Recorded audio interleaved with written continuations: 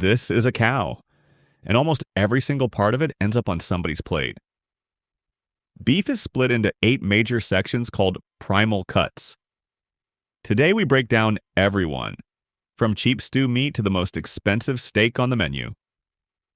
One simple rule controls everything: how hard a muscle works. Hard-working muscles at the front and legs are tough. The lazy middle stays tender. Tough cuts need low, slow, moist heat. Tender cuts love fast, dry, high heat. Grill the tender stuff, braise the tough stuff. Get that wrong and dinner suffers. So let's walk the whole animal front to back and name every cut worth knowing. Grab a snack. Ironically, probably beef. Here we go.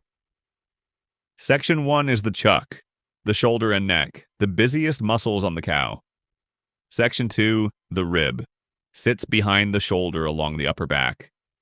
3 is the short loin, home of the most famous steaks of all. 4, the sirloin, sits over the hip toward the rear. 5 is the round, the big rear leg and rump. 6, the brisket, hangs underneath at the front chest. 7 and 8, the plate and flank, run along the underside belly. And the shanks, the lower legs, round out the toughest pieces. Keep that tender versus tough idea in mind, and every cut starts to make sense. We've got a lot of ground to cover, so let's start up front with the shoulder. The chuck is roughly a third of the whole cow, full of flavor and full of connective tissue. These muscles move the front legs all day, so they're tough but deeply beefy. The classic is the chuck roast, also called a blade or pot roast. King of Sunday dinner. Braise it for hours and that tough collagen melts into rich, fork-tender gravy. It's the cut behind shredded beef, pot roast, and most slow cooker recipes. Cut a steak from the front of the chuck, and you get the chuck eye. The poor man's ribeye. It sits right next to the ribeye, so it tastes similar for a fraction of the price. The flat iron is the chuck's hidden gem. Tender, well-marbled, and great on the grill. Butchers split it to remove a tough inner seam, leaving 2 silky steaks. The Denver steak comes from deep in the shoulder, surprisingly tender and rich. The top blade is the same muscle as the flat iron, left whole with the seam inside. The shoulder clod is a giant lean roast, cheap, good for slicing or grinding. Leaner chuck pieces get cubed for stew meat and kebabs. The chuck also gives us short ribs, fat fingers of meat on the bone, built for braising. Cook them low and slow and they turn glossy, sticky, and unbelievable. Country-style ribs are boneless chuck strips sold to mimic pork ribs. The neck itself is sinewy and cheap, perfect for long-simmered stocks and stews. The chuck tender looks like a tenderloin, but isn't tender at all. Braise it, don't grill it. And a huge amount of chuck becomes ground beef, that ideal 80-20 burger blend. That fat is exactly why chuck makes the juiciest burgers. Onward to the rib. The rib section sits behind the shoulder, and this is where things get luxurious. These muscles do almost nothing, so the meat is tender and heavily marbled. The whole roast here is the prime rib, also called a standing rib roast. Roast it whole and slice it into thick, rosy, melt-in-your-mouth servings. Quick myth: prime rib means the rib primal. It isn't always grated prime. Slice that roast into steaks and you get the ribeye. For many, the perfect steak. All that fat melts as it cooks, basting the meat from the inside out. Leave the whole rib bone attached and you get the dramatic tomahawk steak. Trim that bone shorter and it's called a cowboy ribeye. Same meat, smaller flecks. The crown jewel is the ribeye cap, the spinalis, the single most prized strip on the cow. It's the buttery outer ring of the ribeye, sometimes sold rolled up on its own. Pull the bone out entirely and you've got the boneless ribeye, a steakhouse staple. The bones left after trimming the roast become beef back ribs. Not much meat, but what's there is rich, and it lives between the bones. So remember, the rib gives you the prime rib roast and the ribeye steak. Same muscle. Behind the rib sits the short loin, a small section packed with legendary steaks. If steakhouses have royalty, almost all of it is cut from right here. First, the T-bone, named for the T-shaped bone running straight down the middle. That bone separates two different muscles, a strip on one side, tenderloin on the other. Cut from the rear of the loin where the tenderloin is fatter, and it's a porterhouse. A porterhouse is basically a bigger T-bone with a generous tenderloin portion. Boned out, the larger side becomes the strip steak. Firm, beefy, and confident. You'll see it as New York strip, Kansas City strip, or shell steak. All the same cut. The smaller side is the tenderloin, the most tender muscle on the entire animal. It barely moves, tucked beneath the spine, so it's soft as butter and very lean. Slice the small tapered end into rounds and you get the famous filet mignon. It's prized for texture, but it's lean, so it's milder than a ribeye. Take the thick center of the tenderloin and roast it whole. That's Chateaubriand. Trimmed bits become filet tips and the meat for steak tartare. So the short loin gives you 4 big names. 2 on the bone, 2 off. It's also where your steak budget goes to die. Worth it, though. Past the loin, we hit the sirloin, sitting over the hip toward the rear. This is the value zone. Good flavor, decent tenderness, friendly price. The top sirloin is a lean, grill-friendly steak that punches above its cost.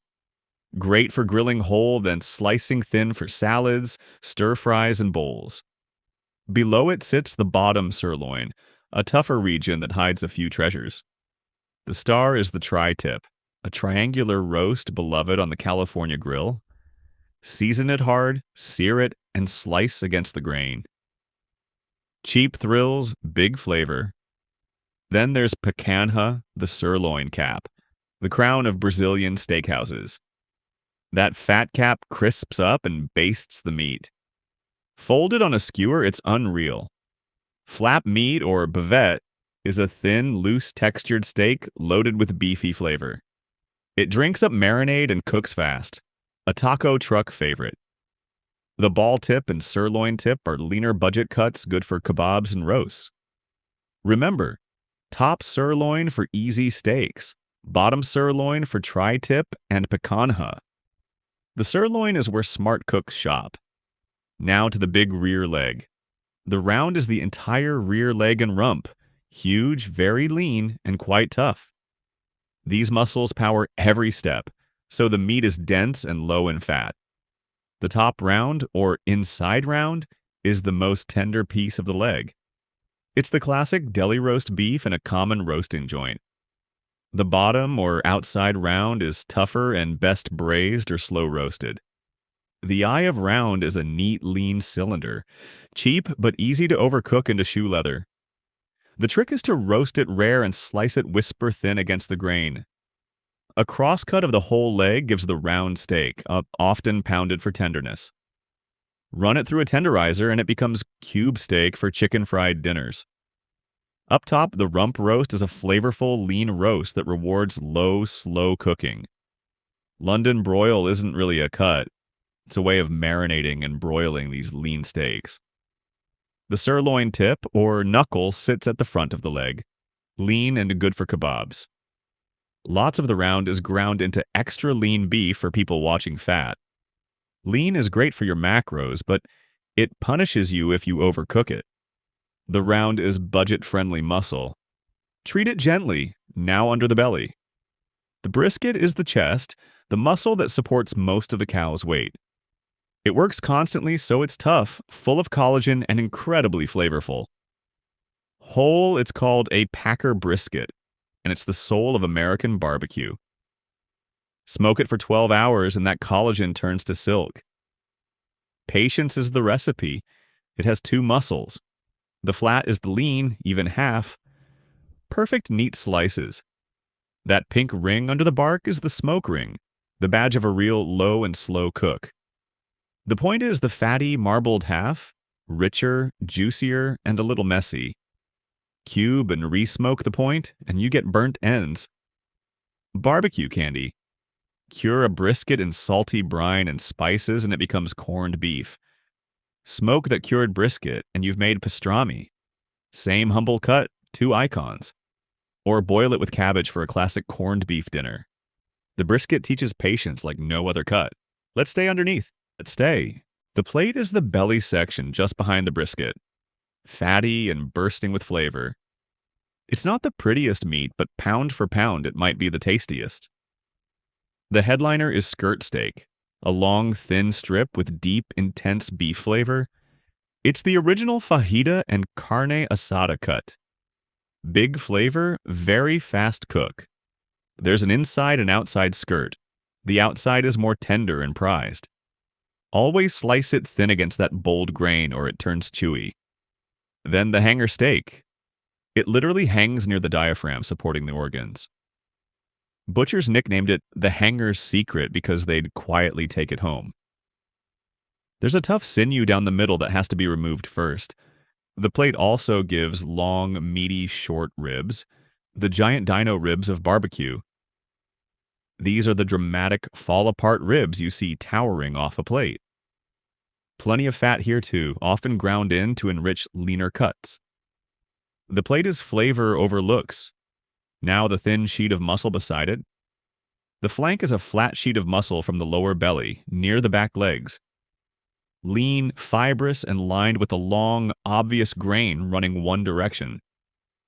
The whole thing is sold as one piece, the flank steak. It loves a marinade and a hot, fast sear. Overcook it, and it gets rubbery. Roll it around stuffing, and you get a flank pinwheel or braciole. Once again, thin slices against the grain are the entire secret to tenderness. It's a workhorse for stir-fries, tacos, and steak salads. People mix it up with skirt. Flank is wider, leaner, and a touch less rich. The shank is the lower leg, above the hoof on both the front and back. It's the hardest working, toughest meat on the whole animal.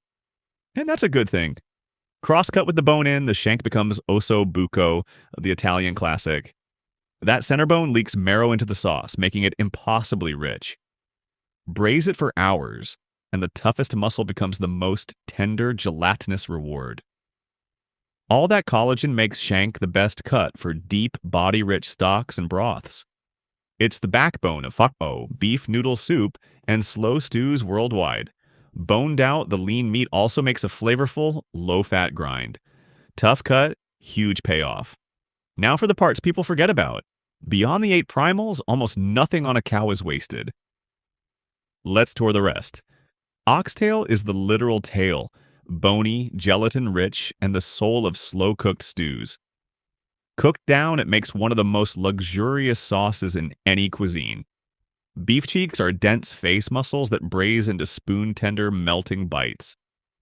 They're the meat behind real barbacoa and many of the world's best braises. Beef tongue, once peeled, is shockingly tender and rich, a deli and taco favorite. Sliced thin as lengua tacos are piled on rye, it wins over the skeptical fast. Liver is a nutrient powerhouse, iron, vitamins, and that classic liver and onions dish. Tripe is the honeycomb stomach lining, essential to menudo and fiò. The heart is pure lean muscle, beefy, affordable, and great grilled on skewers. Kidneys go into savory pies, and sweetbreads, the thymus, are a fine dining delicacy. Even the hard fat matters. Suet becomes tallow for frying and old-school pastry. Marrow bones roasted and scooped onto toast are buttery, primal, and trendy again. And of course, ground beef, a blend of trim from across the whole animal. Those numbers are the meat-to-fat ratio. More fat means juicier, less means leaner. Beyond the famous names, butchers know a handful of cheap, tender cuts most people miss. The teres major, or petite tender, is a tiny shoulder muscle nearly as soft as filet. It eats like tenderloin for a third of the cost, if you can find it. The merlot steak from the rear heel is lean and beefy when sliced thin. The oyster steak is a coin of meat hidden against the hip. There are only 2 per cow. Vacío is the Argentine belly flap, a grill classic that stays juicy over fire. Many gems are just familiar muscles renamed across borders. Hanger becomes onglet in France. Learn these names and you'll eat like a steakhouse for a fraction of the bill. Two steaks from the same spot can cost wildly different amounts. Here's why. In North America, beef is graded mostly on marbling, prime, choice, then select. Prime has the most internal marbling, rich, tender, and what top steakhouses serve. Choice is the sweet spot for most home cooks. Good flavor, fair price. Select is leaner and cheaper, and it really benefits from a marinade. Then there's Wagyu, Japanese cattle bred for marbling so dense it looks like lace. Top grade A5 Wagyu is so rich, you eat it in small, buttery bites. Grass-fed beef is leaner and earthier. Grain-finished is fattier and milder. Neither is simply better. It's a trade-off between richness and a lighter profile. Dry aging hangs beef for weeks, so enzymes tenderize it and water evaporates. The result is concentrated, nutty, almost cheese-like flavor, and a steep price. Wet aging in vacuum bags is cheaper and milder, which is what most beef gets. Bottom line, marbling is the single biggest driver of how good a steak tastes. A few tricks will make you the smartest person at the meat counter. Bright cherry red is freshly cut. A little browning just means it met air, not that it's gone bad. Fresh meat is firm and springs back. It shouldn't feel slimy or smell sour. Buy steaks at least an inch thick, so you can sear the outside without overcooking the middle. Buying a whole primal and cutting it yourself saves real money per pound. And just ask the butcher. They'll trim, cut, and recommend cuts for free. So how do you know what to do with a mystery cut? Just remember the map. Tender cuts from the lazy middle, rib, loin, sirloin, love fast, dry, high heat. Grill them, sear them, or broil them, and pull them while still pink inside. Tough cuts from the busy front and legs, chuck, brisket, round, shank, need moisture and time. Braise, stew, slow cook, or smoke them for hours until the collagen melts. For tender steaks, temperature is everything. Medium rare, around 130 Fahrenheit, is the sweet spot. And always rest your meat a few minutes, so the juices redistribute instead of spilling out. For chewy cuts, slicing thin against the grain instantly makes them more tender. Salt early, even a day ahead, for deeper seasoning and a better crust. The secret pros know a cheap cut cooked right beats a pricey one cooked wrong. Master the map and the whole animal opens up to you, wallet included. And that's the whole cow, from the tough, flavorful front to the tender, pricey middle. Hard-working muscles braise low and slow. Lazy muscles sear hot and fast. Get that one idea right and you'll never look at a butcher counter the same way.